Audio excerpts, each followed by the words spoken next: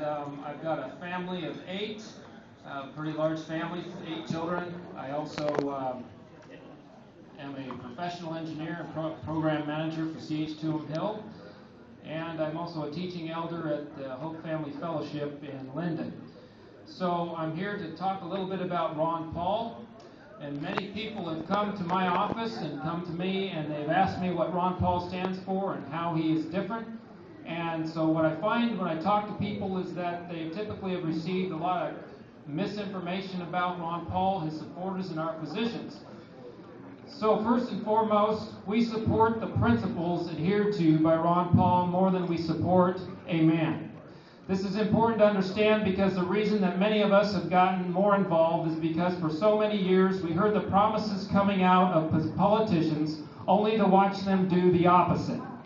We heard the rhetoric of limited government, less spending, less government intervention, changing Washington, D.C., etc., all these great sounding things. What we have seen, however, is an explosion in government spending, an explosion of government power and authority, especially by the executive branch. We have seen the total disregard for rule of law embodied in the U.S. Constitution, and we have seen our liberties removed and threatened like never before in U.S. history.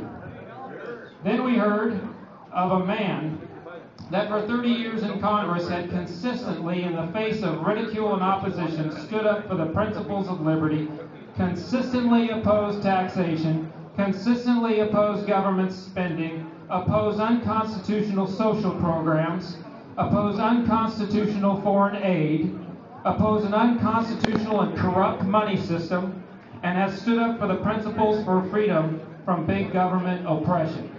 This principled and unwavering stand for individual liberty and the rule of law by a man attracted us to come together and work to bring our country back to the principles that for hundreds of years Western civilization, men and women, have fought, bled, and died for.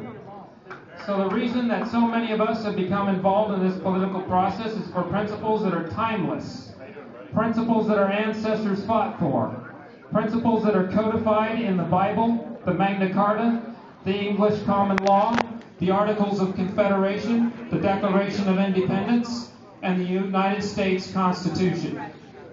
These principles of liberty are nothing new. They're not something that Ron Paul came up with. But they're derived from the laws of nature and nature's God, and brought to us through centuries of struggle against empire, against the divine right of kings philosophy, against tyranny by both state and the established church. These are the principles that Moses, William Wallace, Samuel Rutherford, Thomas Jefferson, and Patrick Henry espoused. So what do we mean by liberty? If I could sum it up in the short time that I have, I would simply paraphrase Senator Robert A. Taft, a true Republican and defender of liberty. He said, "When I say liberty, I do not simply mean what is referred to as free enterprise. I mean liberty of the individual to think his own thoughts and live his own life as he desires to think, and to live the liberty of the family to decide how they wish to live, what they want to eat for breakfast and for dinner, and how they wish to spend their time."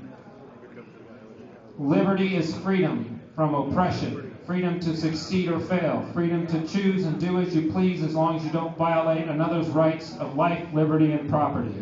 Most people would nod their head and agree with Robert Taft, his statement on liberty. But we must know what threatens liberty. Our founding fathers knew that the threats to liberty don't come from some foreign enemy, but they come to us when we allow our liberties to be violated by our own government.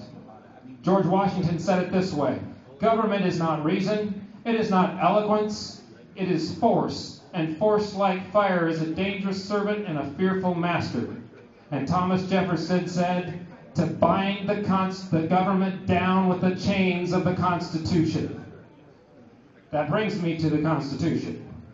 Most people in our country could not tell you what the purpose of the Constitution is. The purpose of the Constitution and the Bill of Rights was to form a new government and to enumerate specifically its limited powers delegated to it by the states and the people. In essence, it was designed to protect the liberty of the people and to restrain the government from becoming despotic. Although it is not a perfect document, it is the best the world has ever produced. Therefore, we stand with Ron Paul for the following: a limited government that is constrained by law of the land, the U.S. Constitution, interpreted through the principles embodied in the country's charter, the Declaration of Independence. Yeah!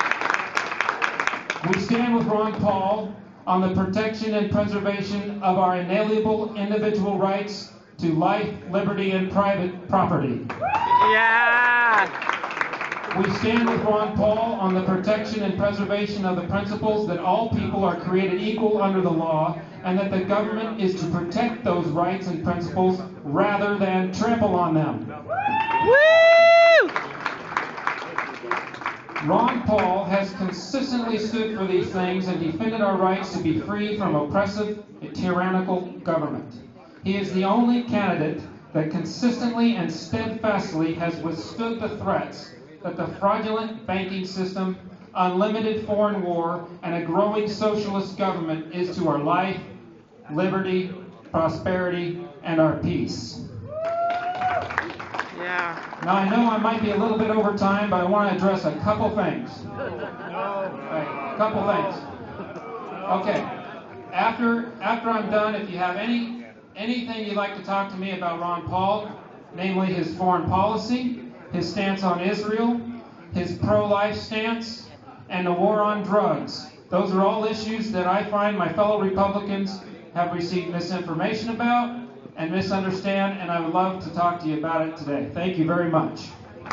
Thank you, Joe Murphy.